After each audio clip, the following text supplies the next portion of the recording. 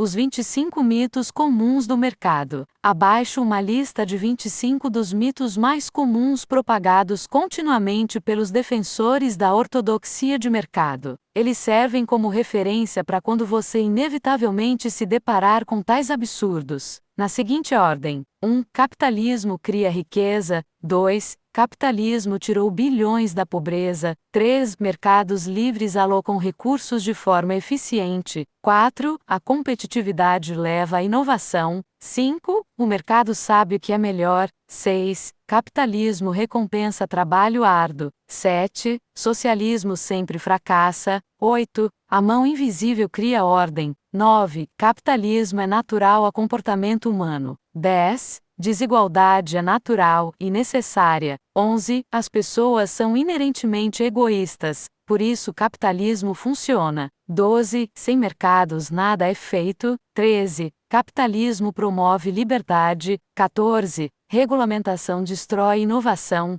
15. Governo é ineficiente, mercado é eficiente. 16. Capitalismo é o melhor sistema que já tentamos. 17. Pobres são pobres por causa de más escolhas. 18. Se você taxar ricos, eles param de investir. 19. O mercado é democrático, as pessoas votam com dinheiro. 20. Capitalismo produz meritocracia. 21. Capitalismo previne a tirania. 22. A sinalização de preços contém sabedoria. 23. Empreendedores são motor do progresso. 24. Problemas ambientais podem ser resolvidos por incentivos de mercado. 25. Não existe alternativa ao capitalismo. 1. O capitalismo cria riqueza. Refutação rápida. A ciência e tecnologia criam riqueza. Capitalismo só comercializa e a distribui por meio de hierarquias. Refutação longa.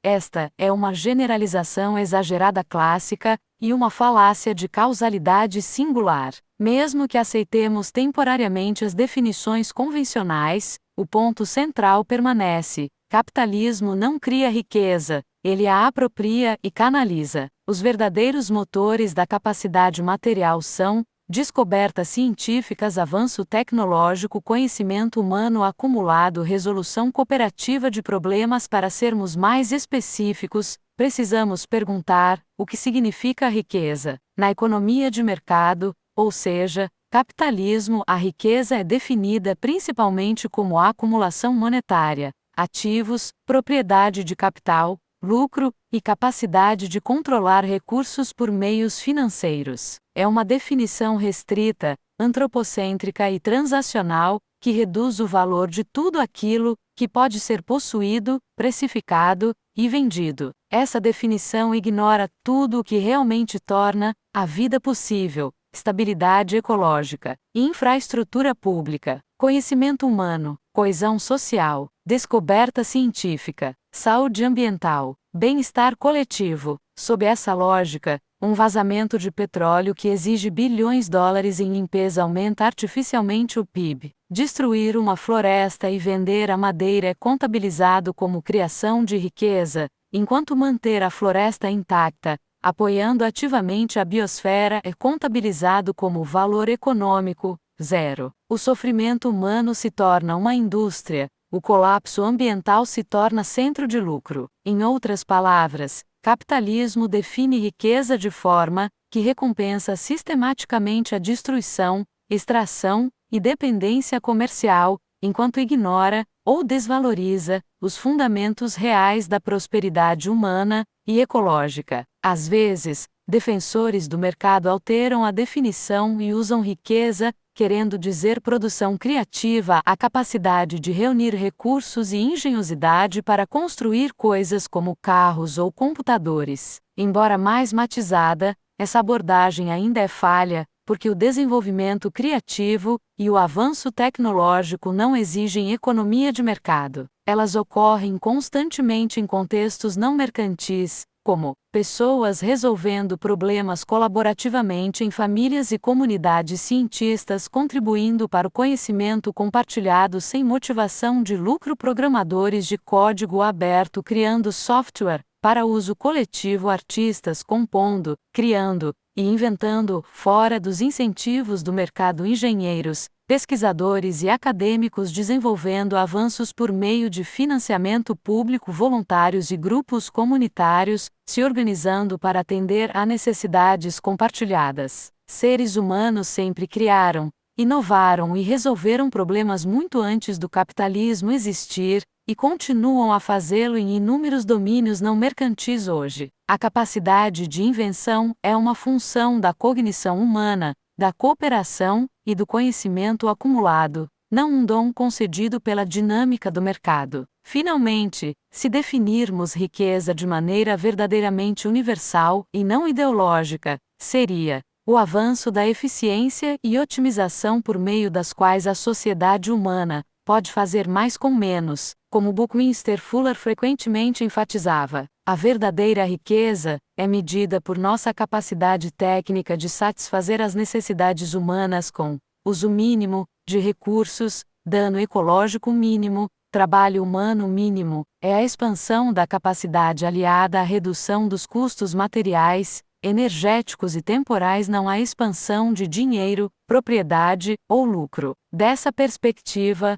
riqueza não é dinheiro, propriedade, acumulação de capital, lucro corporativo. Riqueza é aumentar a eficiência de sistemas energéticos, melhorar produtividade agrícola, reduzindo o impacto ambiental, projetar produtos mais duráveis com menor desperdício, criar tecnologias que reduzam a carga de trabalho humano, desenvolver infraestrutura que aumentem acesso, reduzindo o fluxo de recursos, construir sistemas que aprimorem bem-estar coletivo com pegada ecológica mínima. Por essa definição, capitalismo frequentemente destrói riqueza. Obsolência programada destrói riqueza. Competitividade redundante destrói riqueza. A desperdiçadora produção na busca de participação de mercado destrói riqueza. Indústrias extrativas destroem a riqueza ao degradar os fundamentos ecológicos da vida. A verdadeira riqueza é a capacidade progressiva da sociedade satisfazer necessidades de forma sustentável,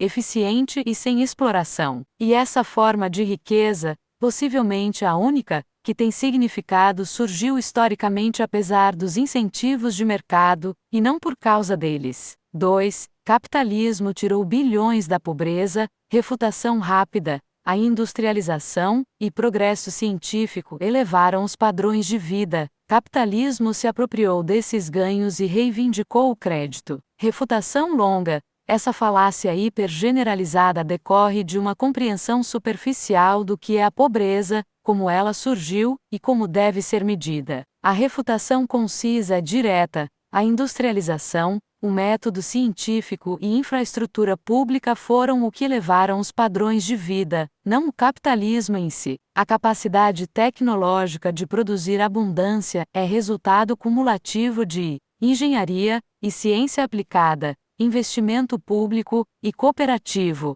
séculos de conhecimento compartilhado, tentativas e erros coletivos. Capitalismo simplesmente comercializou esses ganhos e reescreveu a história para se apresentar como salvador. Para entender a mentira no cerne desse mito, precisamos esclarecer o que pobreza realmente significa. A pobreza não é uma condição básica eterna e natural, uma vez que necessidades humanas básicas são atendidas, como nutrição, água potável, abrigo e segurança contra riscos ambientais. Além desses fundamentos, o que chamamos de pobreza torna-se pobreza relativa, privação medida em relação às normas, expectativas e distribuição de riqueza de uma determinada sociedade. E a pobreza relativa, nesse sentido estrutural, é um produto da economia de mercado. Antes da ascensão de sistemas de mercado, não existiam indivíduos possuindo milhões de vezes mais recursos do que outros, uma hierarquia global,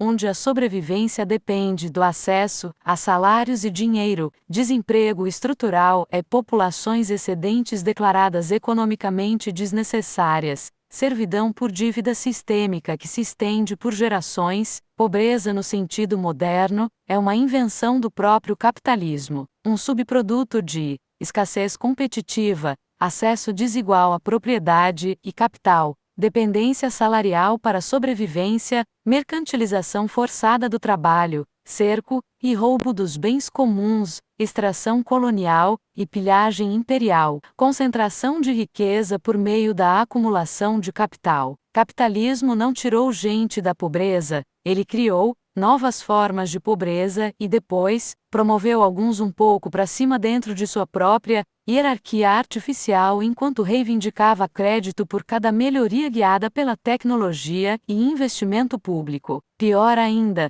o capitalismo recria continuamente a pobreza por meio de sua estrutura, riqueza se concentra por meio de juros, desigualdade cresce matematicamente sob competitividade, automação desemprega trabalhadores mais rapidamente do que cria empregos seguros, custo de vida aumenta enquanto os salários ficam estagnados, necessidades humanas básicas, alimentação, moradia, saúde, educação, são vendidas para gerar lucro, dívida aprisiona, a maioria em servidão econômica de longo prazo. Portanto, quando alguém diz capitalismo tirou bilhões da pobreza, confundiu avanço tecnológico com extração de mercado e confundindo melhorias materiais temporárias com justiça sistêmica. O que de fato melhorou os padrões de vida foi sistemas de saúde pública, saneamento básico, a água potável, eletricidade e infraestrutura,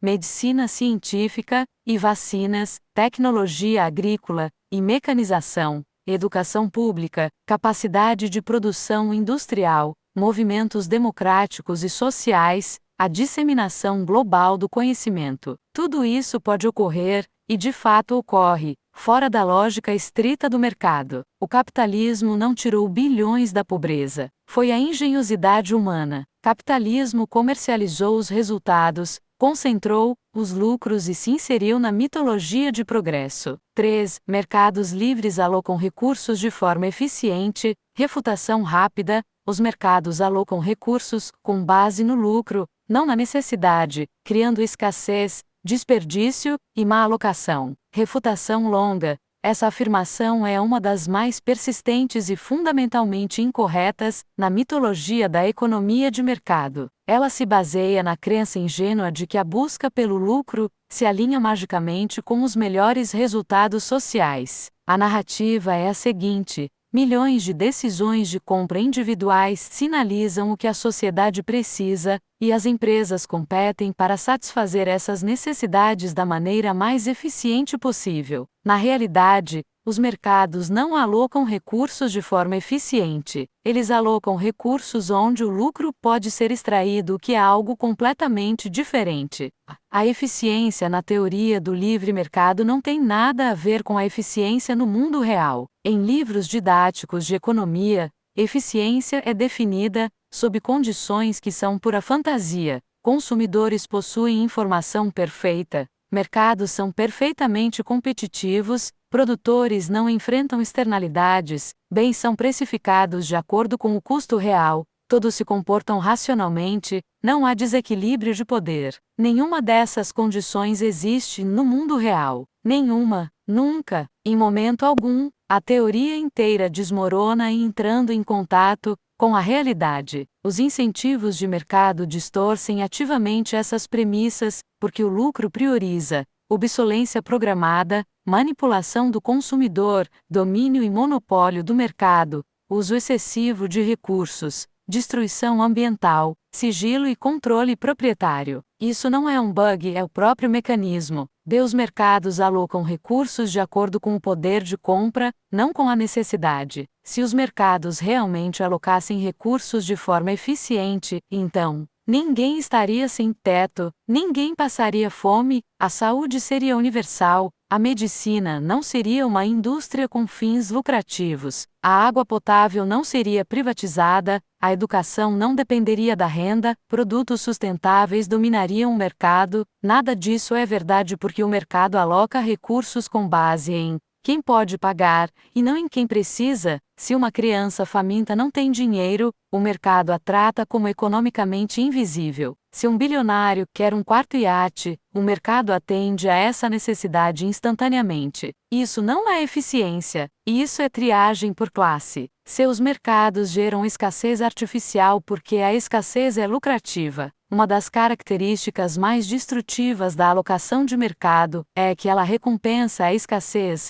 não a abundância. Quando algo se torna muito abundante, os preços caem e os lucros desaparecem. Isso incentiva as empresas a destruir bens excedentes, limitar a produção, bloquear ou controlar o acesso, patentear tecnologias que salvam vidas, criar gargalos artificiais no fornecimento, manter a escassez para manter o preço. É por isso que as corporações queimam plantações, descartam leite, destroem estoques não vendidos e restringem o acesso a medicamentos. Abundância não dá lucro, mesmo que salve vidas. Mercados não alocam a abundância de forma eficiente, eles a suprimem. Os mercados geram enorme desperdício. Se os mercados fossem eficientes, a produção seria otimizada e simplificada. Em vez disso, vemos centenas de produtos de consumo quase idênticos, competindo de forma redundante, trilhões gastos em publicidade, branding e manipulação psicológica, obsolência programada exigindo recompras constantes, indústrias produzindo montanhas de lixo porque é o descarte mais barato, infraestrutura duplicada em revoltante desperdício de recursos, produtos enviados ao redor do mundo puramente por causa de mão de obra. A eficiência de mercado é, na verdade, uma eficiência na extração de lucro, não uma eficiência de recursos, mão de obra, ou estabilidade ecológica. O sistema produz o que vende, não o que é útil, durável ou sustentável. É o lucro como motivação aloca recursos de forma inadequada. Considere para onde os recursos realmente vão. Mais recursos são destinados a bens de luxo do que ao combate à fome global. Mais investimentos são direcionados para publicidade algorítmica do que para a restauração ambiental. Mais talentos da engenharia trabalham em aplicativos viciantes do que em sistemas de energia limpa. Mais financiamento para pesquisa é destinado a doenças lucrativas do que a doenças negligenciadas ou raras. Mais capital é direcionado para finanças especulativas do que para infraestrutura pública. Os mercados recompensam as ideias mais lucrativas, não as mais benéficas. É por isso que os combustíveis fósseis dominam. Apesar das energias renováveis serem mais baratas a longo prazo, a moda rápida prospera. Apesar da poluição catastrófica, a comida não saudável supera a comida saudável. Os carros dominam as cidades. Apesar do transporte público ser mais eficiente, as indústrias bélicas prosperam. Apesar de não terem nenhuma contribuição social positiva, os mercados alocam recursos de forma inadequada porque o lucro é uma métrica restrita, de curto prazo, e que se autoalimenta. A eficiência deve ser medida em termos de sustentabilidade, não de vendas. Eficiência real significa minimizar o uso de recursos, reduzir o desperdício, maximizar a longevidade do produto, garantir o acesso universal, projetar para reutilização, reparo e circularidade, alinhar a produção aos limites ecológicos. Mercados fazem o oposto porque dependem de produção constante, consumo constante, reposição constante, crescimento constante. É por isso que economistas treinados na ideologia de mercado chamam o consumo de bom e a conservação de ruim. O mercado é estruturalmente incapaz de se alinhar com a realidade ecológica. Conclusão: os mercados alocam lucro, não prosperidade. A afirmação os mercados livres alocam recursos de forma eficiente sobrevive apenas porque as pessoas confundem fluxo monetário com otimização social. O mecanismo de alocação de mercado não é uma máquina de sabedoria, não é um sistema de inteligência, não é um cérebro coletivo, é um algoritmo de classificação competitivo, de curto prazo e orientado para o lucro, que sistematicamente desalinha as necessidades humanas e a sustentabilidade ecológica. Na verdade, o mercado é o sistema de alocação menos eficiente possível, dada a capacidade tecnológica atual. Já temos a capacidade de coordenar recursos de forma racional, cooperativa e sustentável. O mercado não possibilita essa capacidade. Ele a impede. 4. A competição impulsiona a inovação. Refutação rápida. A cooperação impulsiona a verdadeira inovação.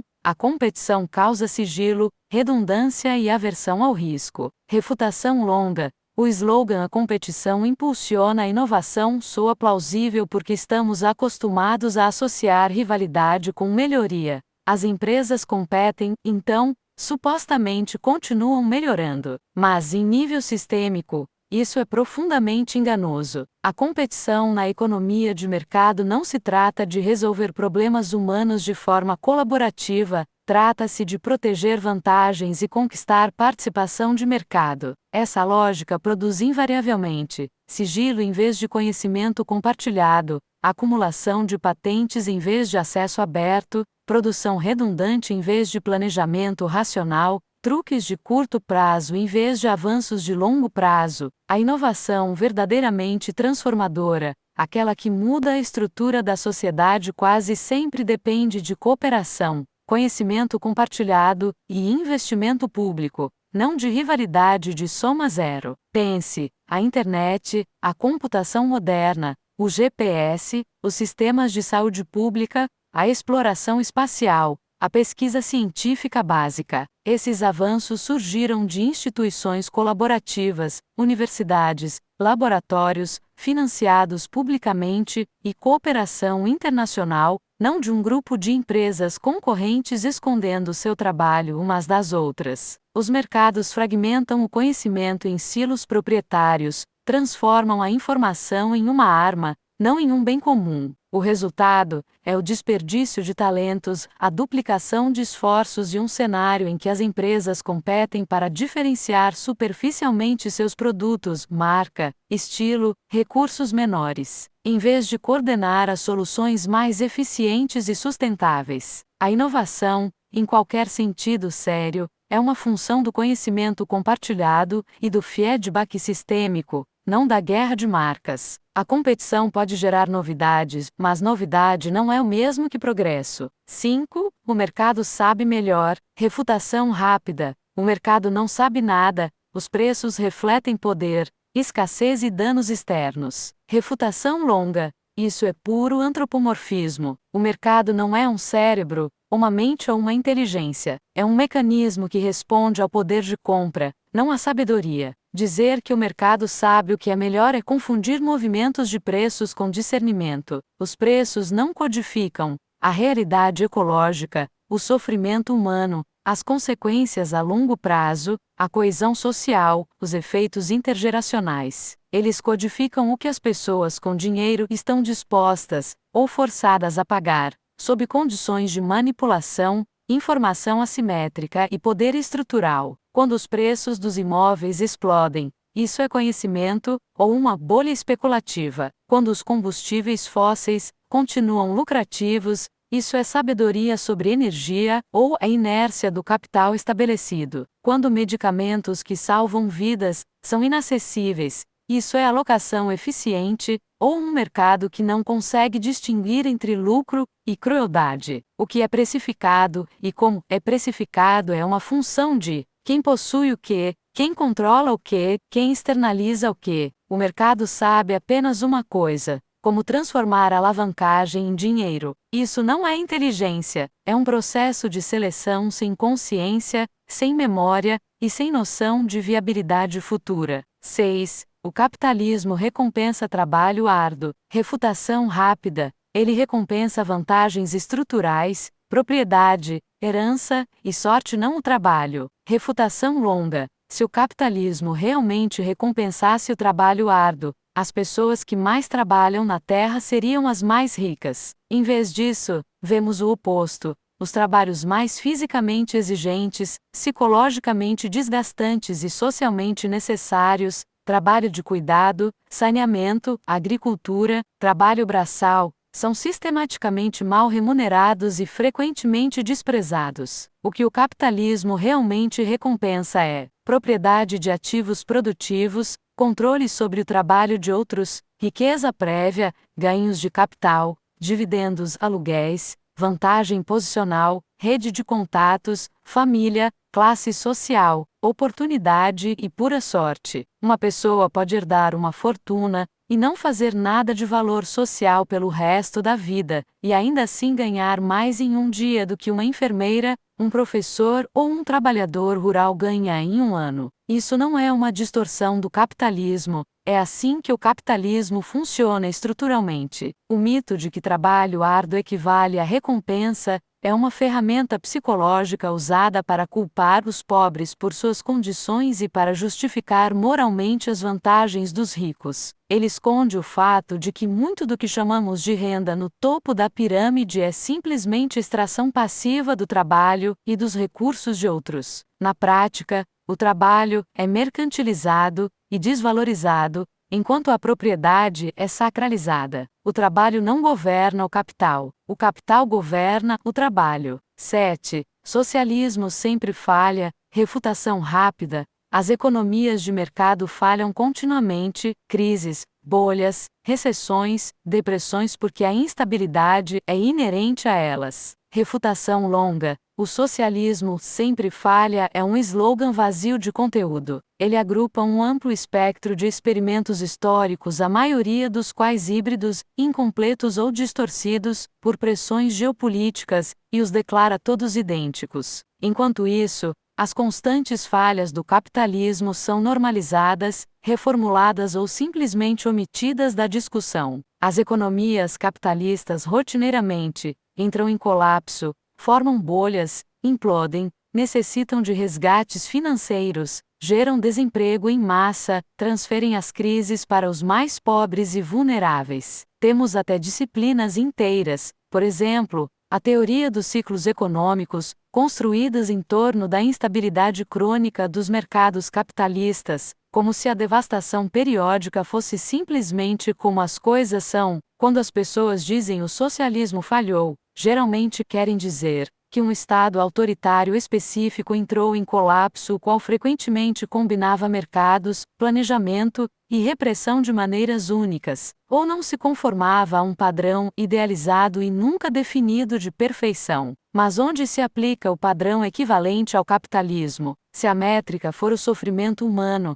a destruição ambiental e a instabilidade sistêmica, o capitalismo falhou para a maior parte da população mundial e para a biosfera como um todo. Ele sobrevive não porque funciona, mas porque nenhuma alternativa séria conseguiu se expandir sem sabotagem, embargo ou invasão. 8. A mão invisível cria ordem. Refutação rápida. A mão invisível é uma metáfora retórica, não um mecanismo, e produz caos, não equilíbrio. Refutação longa. A mão invisível tornou-se um encantamento místico. Sugere que o interesse próprio privado se traduz misteriosamente em benefício público, como se houvesse um coordenador oculto alinhando a ganância ao bem comum. Na realidade, a mão invisível nada mais é do que milhões de transações descoordenadas, impulsionadas por incentivos de curto prazo, filtradas pelo poder, pela manipulação e pela desigualdade. Isso não cria ordem,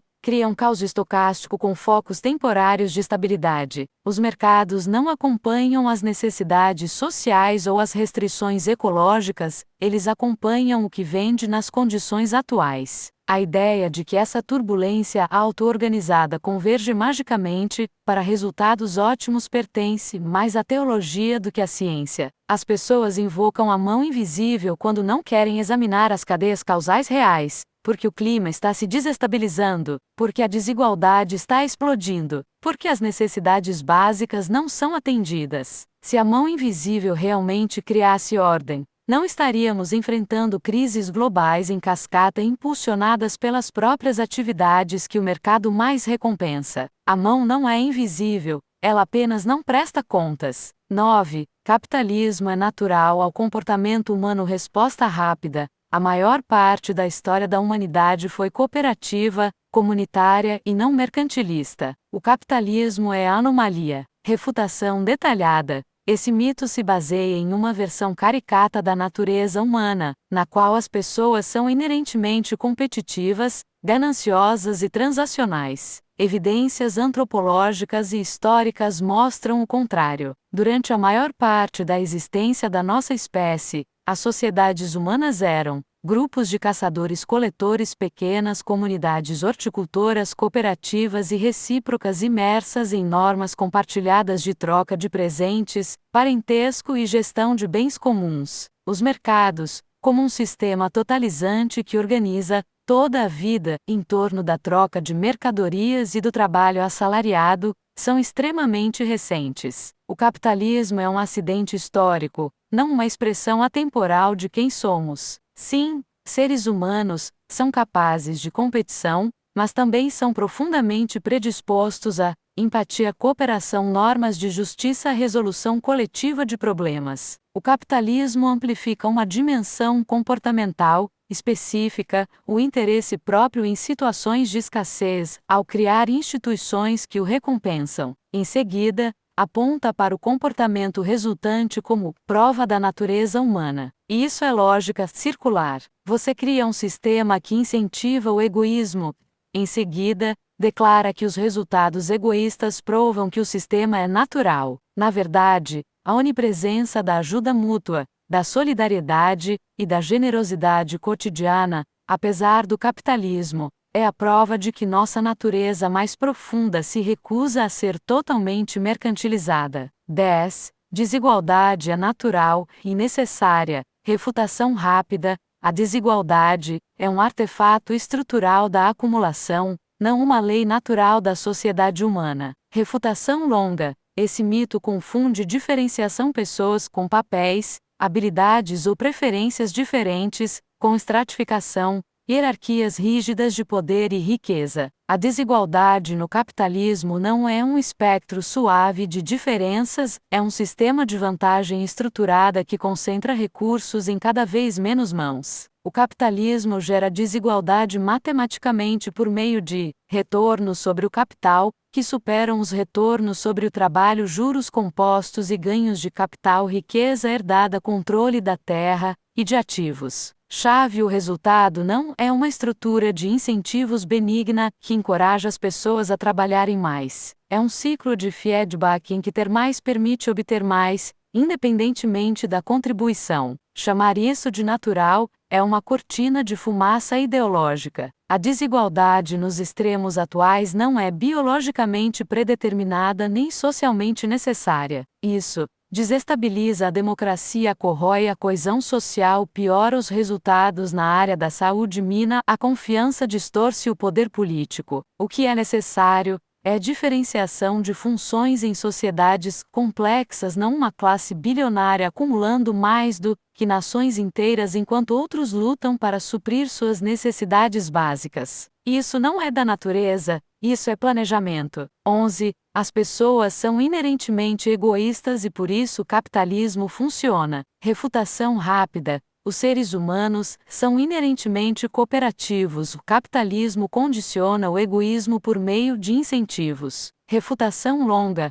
A ideia de que os seres humanos são fundamentalmente egoístas e competitivos é tanto uma ciência quanto propaganda conveniente. A biologia evolutiva e a psicologia social mostram que a cooperação é uma estratégia primária de sobrevivência em nossa espécie. Somos animais ultrasociais. Nós cuidamos de crianças por longos períodos, compartilhamos alimentos e recursos, sofremos, temos empatia e nos coordenamos, formamos culturas complexas baseadas em normas e obrigações mútuas. O que o capitalismo faz é instrumentalizar o interesse próprio condicional, sob a escassez fabricada. Quando as pessoas precisam competir por salários, moradia, assistência médica e segurança básica, elas se comportam de maneiras que refletem essas pressões. O sistema então aponta para esses comportamentos como prova de suas próprias suposições. Isso é como colocar pessoas em um prédio em chamas e concluir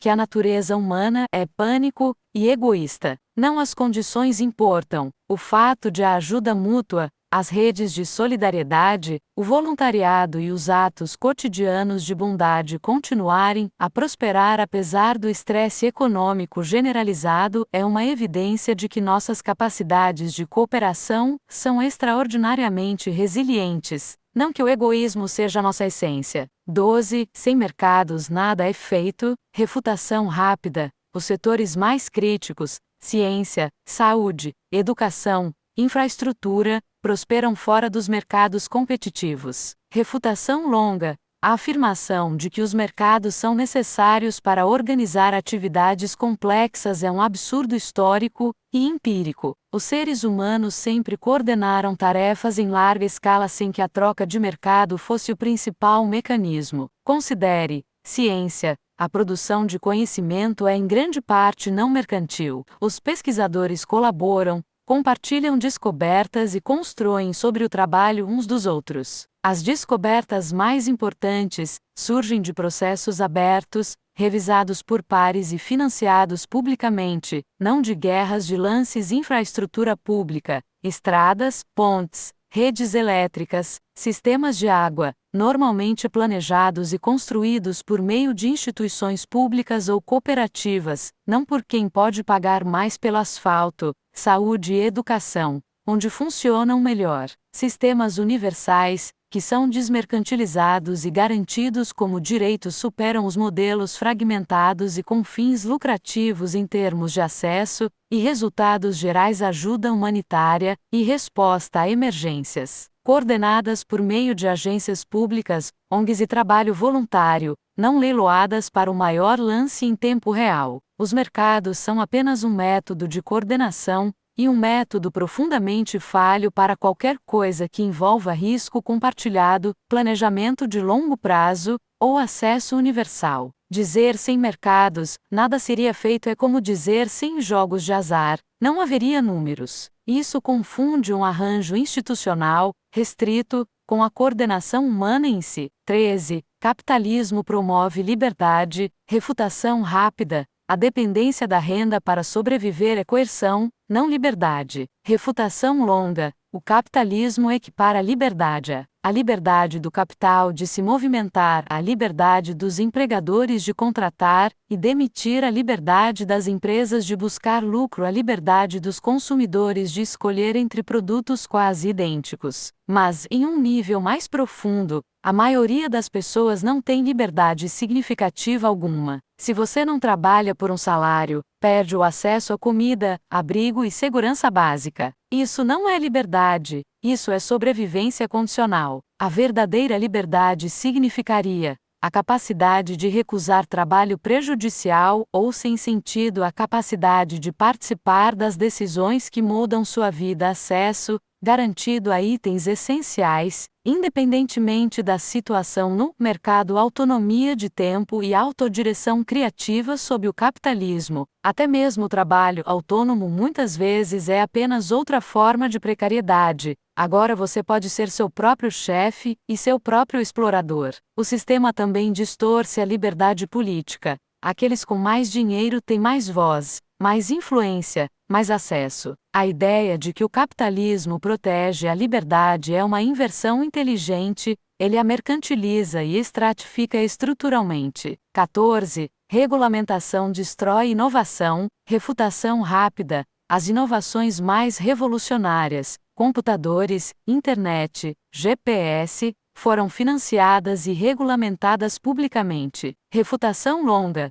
Esse mito pressupõe que a inovação seja uma faísca frágil que a regulamentação irá extinguir. Na realidade, grande parte do que consideramos inovação é gerada em ambientes públicos, regulamentados e altamente coordenados, e posteriormente monetizada por empresas privadas. Exemplos: a internet, ARPANET, e pesquisa pública, GPS, desenvolvimento militar, e no setor público computação moderna, universidades, laboratórios financiados pelo Estado, produtos farmacêuticos, pesquisa e desenvolvimento públicos massivos antes da apropriação privada. A regulamentação é frequentemente o que torna a inovação utilizável e segura, por meio de estabelecimento de padrões, prevenção de fraudes, proteção dos usuários, garantia de interoperabilidade. Mercados não regulamentados tendem a inovarem. golpes financeiros, esquemas de preços predatórios, design viciante, modelos de trabalho exploratórios. O capitalismo adora reivindicar o crédito por inovações que não criou e depois reclama que qualquer restrição à exploração matará a inovação. O que ele realmente teme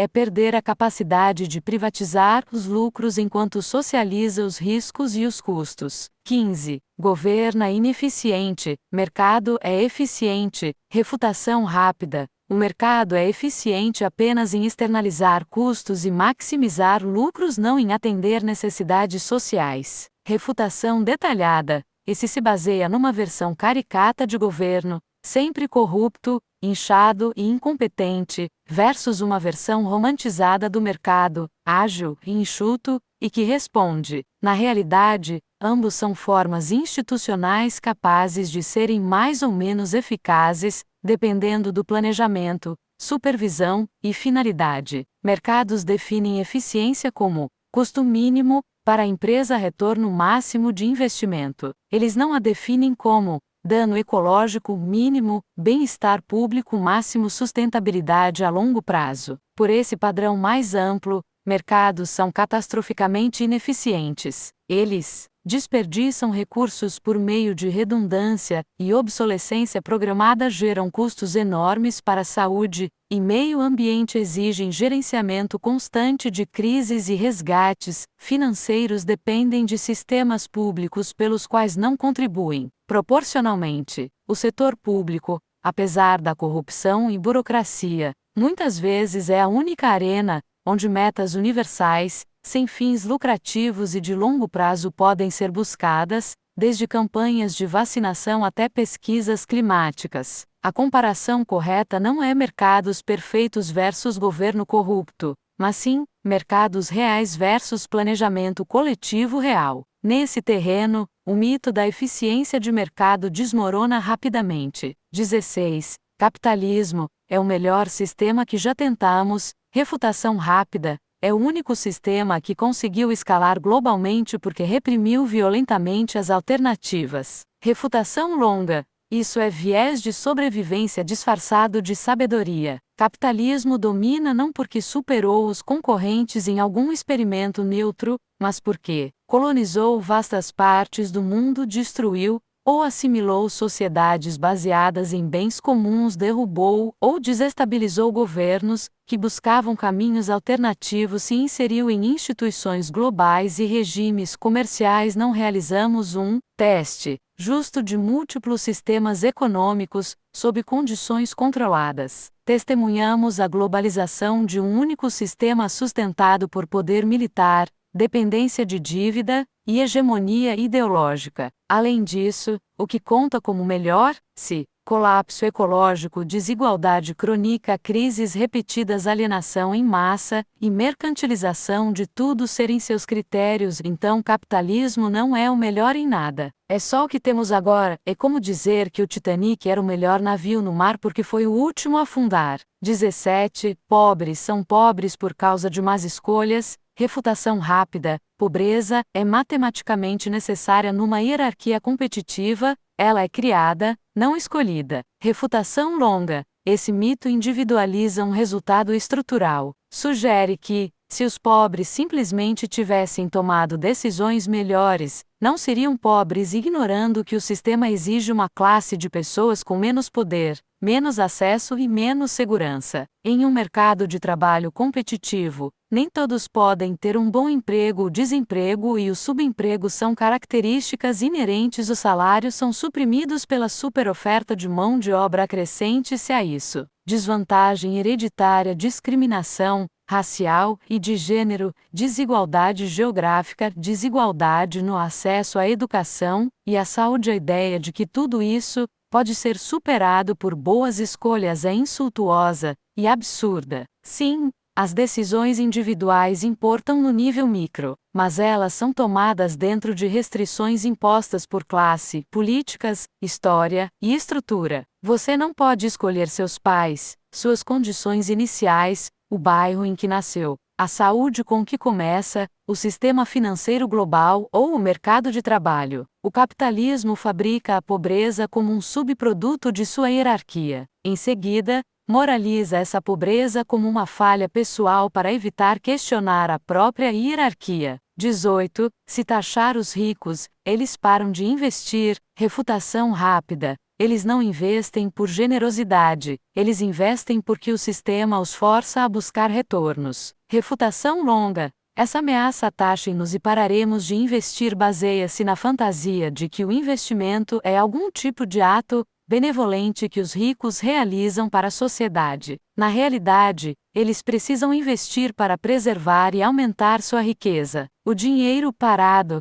é corroído pela inflação e pelas oportunidades perdidas de juros compostos. Em uma economia estruturada, o investimento flui para onde os retornos são mais altos. As políticas públicas influenciam o que é lucrativo. Impostos, subsídios e regulamentação mudam o cenário. Impostos mais altos sobre os ricos não fazem o investimento desaparecer. Eles alteram a distribuição da renda disponível, financiam bens públicos e infraestrutura, reduzem a desigualdade que distorce a demanda. Historicamente, períodos de altas taxas marginais de imposto sobre as rendas mais altas, por exemplo, meados do século XX, nos EUA, coincidiram com forte crescimento, expansão da infraestrutura e melhorias generalizadas nos padrões de vida. Se uma parcela dos ultra-ricos decide punir a sociedade retendo investimentos, isso não é uma inevitabilidade estrutural, é chantagem de classe. E é um argumento a favor da democratização das finanças, não de ceder às suas demandas. 19. O mercado é democrático, as pessoas votam com o dinheiro. Refutação rápida.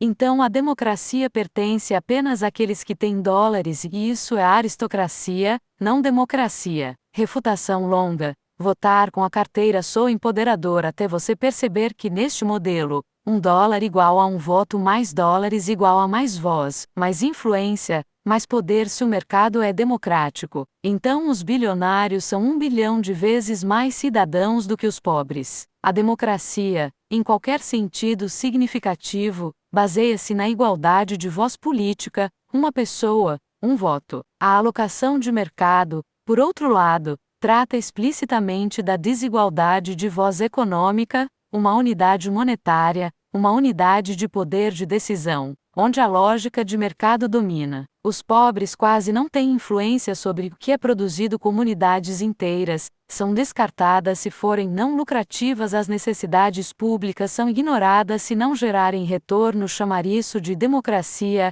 é uma fraude linguística. Confunde a escolha do consumidor entre opções pré-fabricadas com a participação genuína na definição de prioridades coletivas. 20. Capitalismo produz meritocracia. Refutação rápida. O mérito desempenha um papel insignificante. Herança estrutural, acumulação de riqueza e posição de classe dominam. Refutação longa. O mito da meritocracia é a história autoelogiosa do capitalismo. Ele afirma que as pessoas chegam onde merecem. Os ricos conquistaram, os pobres fracassaram, mas os resultados são fortemente influenciados por riqueza e contatos familiares, acesso precoce à educação e saúde, segurança e recursos da vizinhança, capital cultural e redes sociais, negócios e ativos herdados. Mesmo quando os indivíduos trabalham duro, a recompensa é filtrada por essas vantagens ou desvantagens estruturais.